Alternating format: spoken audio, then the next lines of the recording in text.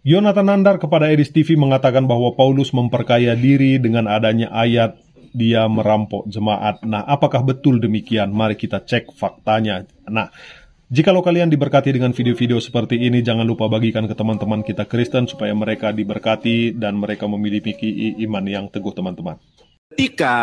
Ketika dia sebelum bertobat, maka dia berbuat onar sampai banyak gara-gara ulah Rasul Paulus. Ketika dia sudah bertobat, teman-teman, kita lihat nih ya, ternyata Rasul Paulus memperkaya diri sendiri. Jadi benar kata Edis, salah satu ciri Rasul yang tidak asli adalah memperkaya diri sendiri. Makanya sikap Paulus ini ditiru oleh para pendeta dengan kolekte, perpuluhan, persembahan kasih. Contoh seperti Edis, teman-teman yang mendukung rumah apologet, silakan dipilih, itu selebihnya itu dimakan oleh Edis. Nah, coba kita lihat teman-teman ya.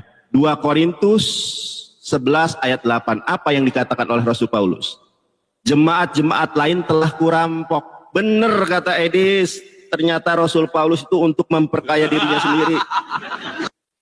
Tingkah Rasul Paulus ini sama seperti yang Yesus katakan.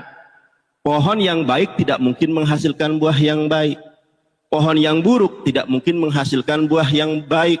Pohon yang baik tidak mungkin menghasilkan buah yang buruk. Rasul Paulus pohonnya buruk, makanya buahnya juga buruk setelah bertobat.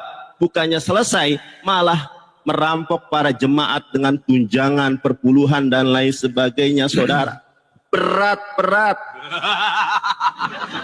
Oke, jangan tergoncang ya. Kemudian, kenapa Edis tidak mau saya bahas Rasul Paulus? Nandar pakai ini, pakai itu. Benarkah Paulus merampok jemaat? Nah, bayangkan seorang yang didera, dipenjara, kelaparan, dan akhirnya mati martir, lalu ada yang menuduhnya memperkaya diri. Kedengarannya tidak masuk akal. Nah, kalian bisa cari datanya di dalam Alkitab. Nah, beberapa orang mengutip 2 Korintus 11 ayat 8, di mana Paulus berkata, "Aku telah merampok jemaat-jemaat lain dengan menerima tunjangan dari mereka," dan menyimpulkan bahwa ia mengambil keuntungan dari jemaat. Namun, apakah benar demikian? Konteksnya justru sebaliknya. Paulus menggunakan bahasa satir, ya jangan lupa ya, bahasa satir untuk menunjukkan bahwa ia menerima bantuan dari jemaat lain demi memberitakan Injil secara gratis kepada jemaat yang ada di Korintus. Ia tidak mengambil keuntungan pribadi, bahkan sering bekerja sendiri sebagai pembuat tenda untuk mencukupi kebutuhannya.